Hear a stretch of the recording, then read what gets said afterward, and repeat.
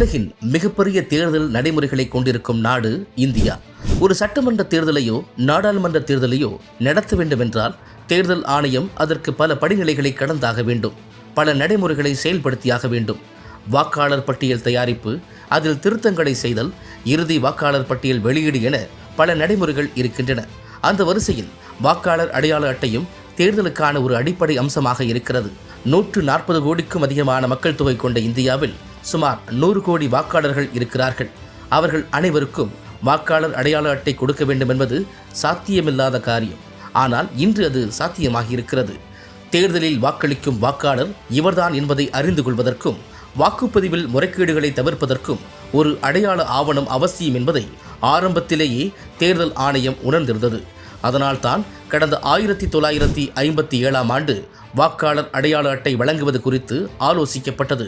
நமது நாட்டின் முதல் தேர்தல் ஆணையராக இருந்த சுகுமார் சென் அவர்கள்தான் வாக்காளர் அடையாள அட்டை என்ற விதிமுறையை உருவாக்கினார். அவர் கொடுத்த ஆலோசனைப்படி கடந்த 1958ஆம் ஆண்டு நவம்பர் மாதம் இதற்கான மசோதா நாடாளுமன்றத்தில் தாக்கல் செய்யப்பட்டது. அதன் முக்கியத்துவம் கருதி அடுத்த ஆண்டே வாக்காளர் அடையாள அட்டை தொடர்பான மசோதா நாடாளுமன்றத்தில் நிறைவேற்றப்பட்டு சட்டமாகியது. பின்னர் 1960ஆம் ஆண்டு மே மாதம் மேற்கு வங்கத்தின் கொல்கத்தா நாடாளுமன்ற தொகுதிக்கு நடைபெற்ற இடைத்தேர்தலில் வாக்காளர்களுக்கு புகைப்படத்துடன் கூடிய அடையாள அட்டை வழங்கும் திட்டம் சோதனை முயற்சியாக கொண்டு வரப்பட்டது. இதற்காக அமைக்கப்பட்ட முகாம்களுக்கு சென்று அங்குள்ள வாக்காளர்கள் புகைப்படம் எடுத்துக்கொண்டனர். ஆனால் பெண்களில் பலர் தங்களை புகைப்படம் எடுக்க மறுப்பு தெரிவித்தனர். குறிப்பாக கிராமப்புற மற்றும் நகர்ப்புற பெண்கள் இதில் ஆர்வம் காட்டவில்லை. இதனால் அனைவருக்கும் வாக்காளர் அடையாள அட்டைகள் தயாரிப்பதில் அப்போது பல சிரமங்கள் ஏற்பட்டன. அத்துடன் இடைத்தேர்தல் நடைபெற்ற அந்த ஒரு தொகுதிக்கே அப்போது 25 லட்சம் ரூபாய் வரை தேவைப்பட்டது. அன்றைய காலகட்டத்தில் அது மிகப்பெரிய தொகையாகும். தேர்தல் நடத்தும் செலவை விடவும் வாக்காளர் அடையாள அட்டை தயாரிப்புக்கான செலவு மிக அதிகமாக இருந்ததால் அந்த முயற்சி அப்போது தோல்வியில்தான் முடிந்தது. இதனால் அந்த திட்டம் நீண்ட நாட்களாக கிடப்பில் போடப்பட்டது. ஆனால் தேர்தலுக்கு தேர்தல் அப்போது கள்ள ஓட்டு போன்ற முறைகேடுகள் தொடர்ந்து அதிகரித்ததால் வாக்காளர் அடையாள அட்டை அவசியம் என மக்கள் மன்றத்தில் தொடர்ந்து விவாதிக்கப்பட்டது. இதனால் நாடு முழுமைக்கும் இதனை கொண்டு வந்தே தீருவது என தீர்க்கமான முடிவு செய்தது அரசு. அதற்கான முயற்சிகளையும் மேற்கொண்டது. கடந்த 1979ஆம் ஆண்டு சிக்கிம் மாநில சட்டமன்ற தேர்தலில் வாக்காளர்களுக்கு புகைப்படத்துடன் கூடிய அடையாள அட்டை வழங்கப்பட்டது.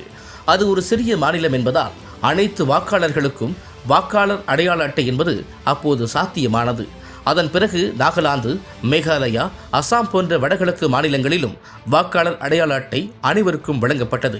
இதன் மூலம் கிடைத்த உந்துதலால் நாடு முழுமைக்கும் வாக்காளர் அடையாள அட்டையை சாத்தியமாக்கும் முயற்சி மேலும் தீவிரமாக்கப்பட்டது.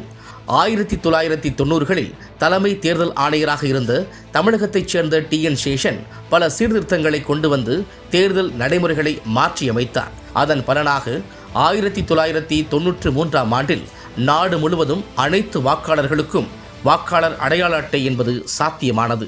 அப்போது வழங்கப்பட்ட வாக்காளர் அடையாள அட்டை கருப்பு வெள்ளை நிறத்தில் இருந்தது.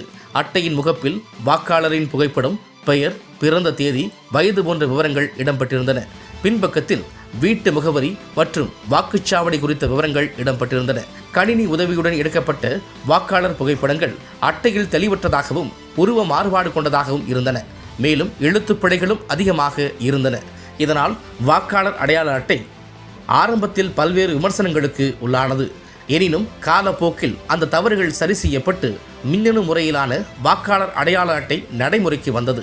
இன்றோ வணிக நிறுவனங்களின் பணியாளர் அடையாள அட்டை போல மிகவும் ஸ்மார்ட்டாக வழங்கப்படுகின்றன.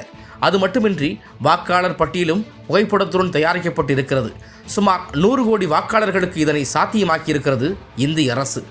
புகைப்படத்துடன் கூடிய வாக்காளர் அடையாள அட்டை நடைமுறைக்கு வந்த பிறகுதான் நாடு முழுவதும் கள்ள ஓட்டு போடுவது மிகப்பெரிய அளவில் தடுக்கப்பட்டிருக்கிறது. தேர்தலில் முறைகேட்டை தடுத்து ஒழுக்கத்தை நிலைநாட்டிய வாக்காளர் அடையாள அட்டை வாக்காளரின் பெருமை.